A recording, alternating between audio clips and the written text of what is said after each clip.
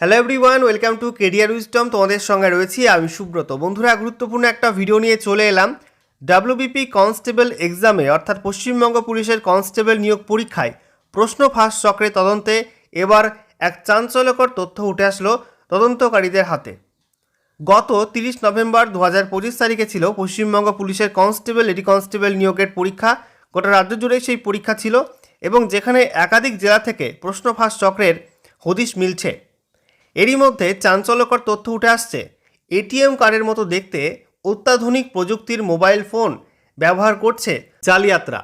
এই এটিএম কার্ডের মতো দেখতে মোবাইল ফোনের মাধ্যমে অনায়াসে একজন ব্যক্তি পরীক্ষা হলের মধ্যে থেকে প্রশ্ন ফাঁস করতে পারবে, অন্যদিকে বাইরে থেকে কেউ উত্তর বলে দিতে পারবে এই ফোনের মাধ্যমে। তো এই সব বিষয় উঠে আসছে, চাঞ্চল্যকর তথ্য উঠে আসছে।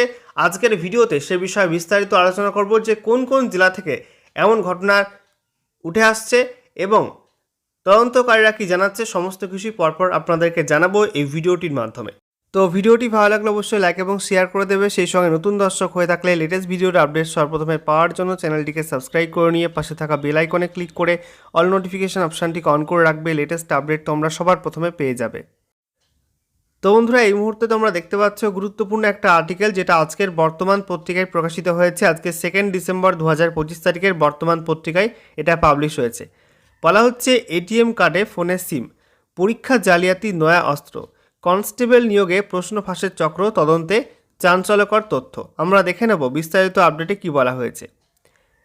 বলা হচ্ছে, এটিএম কার্ড নাকি মোবাইল ফোন, চাকরির পরীক্ষার প্রশ্ন ফাঁসে জালিয়াতদের নতুন অস্ত্র অত্যাধুনিক প্রযুক্তি। ই কমার্স সাইটে সহজলভ্য এই মোবাইল হ্যান্ডসেট ডিভাইসটি দেখতে আর 5টা এটিএম কার্ডের মতোই, কিন্তু তাতে ভরা যায় সিম। কথা বলার জন্য রয়েছে ক্ষুদ্রাতি ক্ষুদ্র একটা ইয়ারফোন। কুর্তি, সালোয়ার, প্যান্ট বা শার্টের পকেটে ওই কার্ড সদৃশ্য মোবাইলটি রেখে খুবই দ্রুত হেডফোনের মাধ্যমে অনায়াসে কথা বলা যায়।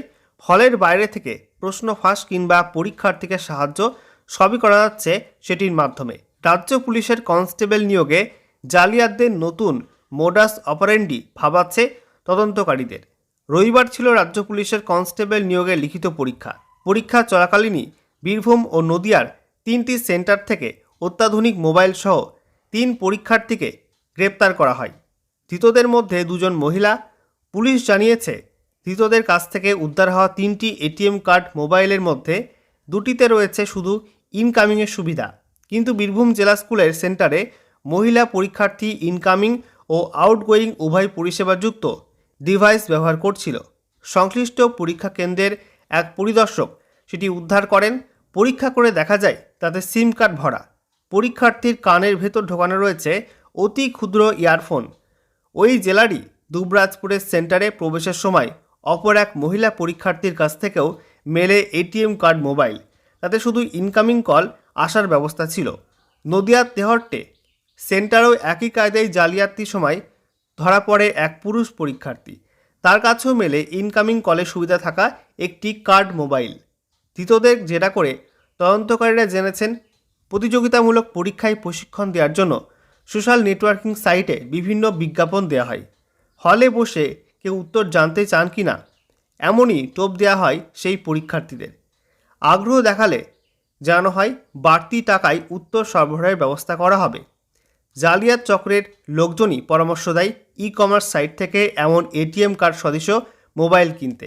সেই মতো ডিভাইসটি কিনেছিল ধৃত 3 পরীক্ষার্থী। পুলিশ জানিয়েছে, তেহট্টের পুরুষ পরীক্ষার্থী ইনকামিং কলে যা শুনেছিলেন সেই উত্তর অবশ্য সংশ্লিষ্ট প্রশ্নপত্রের নয়। আর সেই কারণে পুলিশ কর্তারা নিশ্চিত প্রশ্ন ফাঁস হয়নি। পরীক্ষার্থীদের সাহায্য করার অভিযোগে সোমবার ঝাড়খণ্ডের ঝরিয়ায় ধরা পড়া গ্যাংয়ের সদস্যদের কাছ থেকেও এমন কার্ড মোবাইল মিলেছে।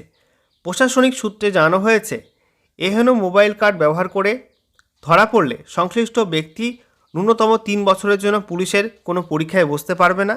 আর যদি কোনো পরীক্ষার্থী নিজে জালিয়াত চক্রের সঙ্গে যুক্ত থাকে, সেক্ষেত্রে জারি হবে আজীবন নিষেধাজ্ঞা। তো বুঝতেই পারছেন বন্ধুরা যে এরকম এটিএম কার্ডের মতো দেখতে মোবাইল ফোন কিন্তু ব্যবহার করছে জালিয়াতরা, এবং যার মাধ্যমে পরীক্ষা হলে বসে উত্তর জানা বাইরে থেকে, সেই সঙ্গে প্রশ্ন ফাঁস, এরকম বিভিন্ন কিন্তু জালিয়াতির কাজ করছে।